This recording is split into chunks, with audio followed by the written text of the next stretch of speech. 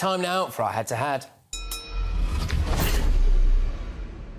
Well, leader of the opposition, Sir Keir Starmer, has been in Estonia this week, and he donned military clobber as he met British troops at a NATO base. Now, his choice of attire prompted a mixed reaction, with some commentators saying it was ludicrous for a politician to wear military clothing.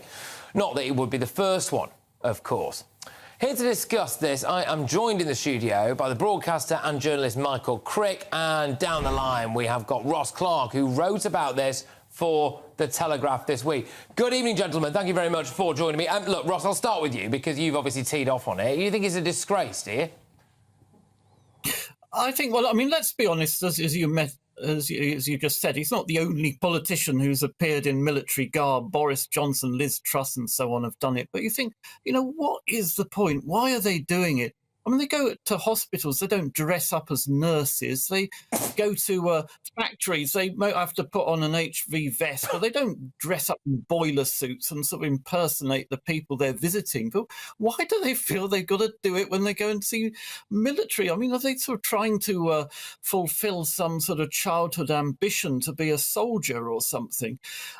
But I think there's a very serious point in that, there's the photo shoot is one thing, but Keir Starmer actually gave an interview dressed in this military flak jacket or whatever it was, on a subject of international importance. He was talking about calling for a ceasefire in Gaza, and it's not appropriate for a British politician to make that sort of kind of interview by wearing military garb. I mean, you'd think he's trying to give the impression that he's sort of Idi Amin. He's sort of had a military coup and he's now in charge. He's thrown Rishi out of power or something. It's sort of... All right, OK.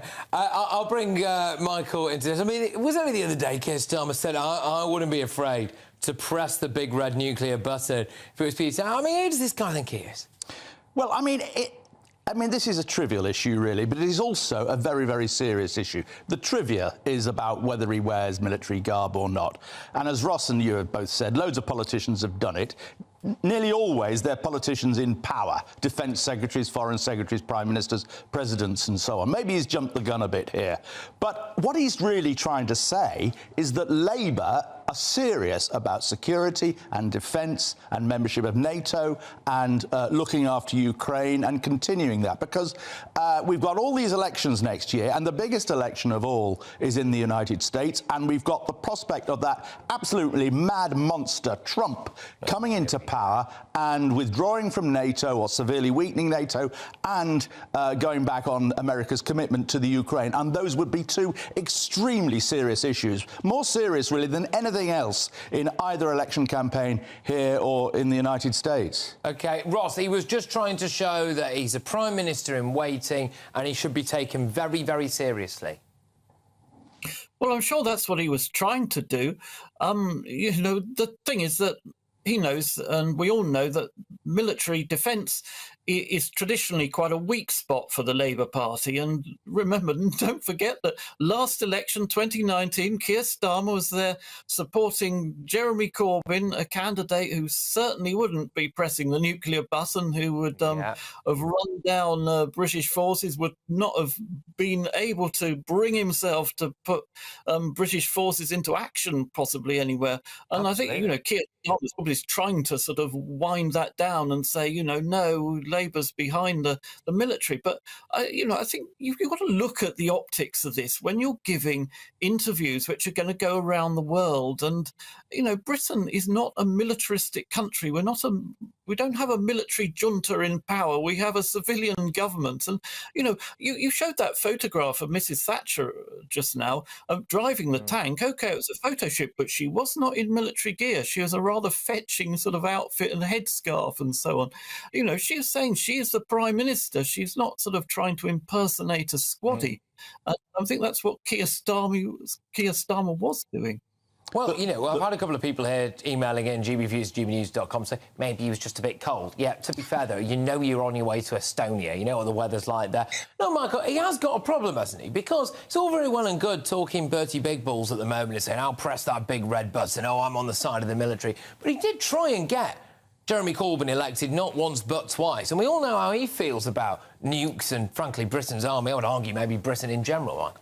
Yeah, I would be the last person to defend Starmer on all the U-turns he's made on virtually every topic. And, you know, he did say that at one point Jeremy Corbyn is my friend, and now his line is that Jeremy Corbyn has never been his friend. Well, some inconsistency there. But Labour in power have actually, in fact, Labour have only ever come to power if they've shown themselves to be committed to strong defence and seriously patriotic. I mean, you know, NATO was actually founded by Ernest Bevin and the Attlee Labour government, along with our allies, after the war. We played a key role in the foundation of NATO, and over the years, Labour governments have been very strong on defence issues. It's when Labour gets into opposition that things start to slip. And what Starmer is clearly trying to do, he's trying to bend over backwards and say, look, I'm a million miles from the Corbyn years. Now, at times, he goes over the top. I mean, when he started out doing press conferences, there'd be one union flag next to him. Now he's got them either side, and everybody else feels obliged to do the same. It does get a bit silly at times, but the point that Starmer is trying to make here is that we are strong on defence. You don't need to worry about us. And, of course, the other big issue for Labour is the economy. Those are the two big issues that matter. And he's also sending a message that we are behind Ukraine in the same way, in contrast, perhaps, to Donald Trump, who could easily become the President of the United States. And that is really the big fear, I think, for the Labour Party and all sensible-minded people. I no doubt there are around here one or two supporters of Donald Trump in GBNews, but I'm certainly not one of them. No, fair enough. I mean, it was fine, though, wasn't it, under Trump, which is a difficult thing maybe for people to reconcile with. I mean, the world didn't end, you know, and actually everything was OK. So, you know, maybe Orange Man Bad wasn't actually as awful as the kind of shuffling guy that we've got. But he's made it clear he's an admirer of Putin, and he doesn't think much of he doesn't think anything of America's efforts to support Ukraine, and that, I think, is very worrying indeed in terms of the future, not just of Ukraine, but the future of Europe. He's put a lot of eggs in the basket of he will just be able to do a deal with Putin and stop it, right? Which, obviously, if you then can't do that, then you're in trouble, I suppose, aren't you? But final word over to you on this, Ross. Look, do you think Starmer actually would be strong with the military? I mean, again, under 13 years of a Tory government, to be fair, the military is pretty weak at the moment. You know, we hear stories every day. I do stories all the time about, you know, poor military accommodation, about the state of our Navy, for example, all of this stuff. Maybe things could only get better under Labour. Yeah, well, this is a problem. I mean, Michael was saying there, you know, the Labour governments have tended to support the military, but the trouble is every government of every colour for the past sort of 30, 40 years has found it very easy to trim defence spending, much easier to trim that than schools and hospitals. Yeah. Blair always, you know, the schools and hospitals, it always was. I mean, he wanted to go to war. He took Britain into war in, you know, numerous cases, but not properly equipped, and he'd running down the size of the army. So we weren't actually capable of joining in these things. I mean, we're just talking about Trump just there.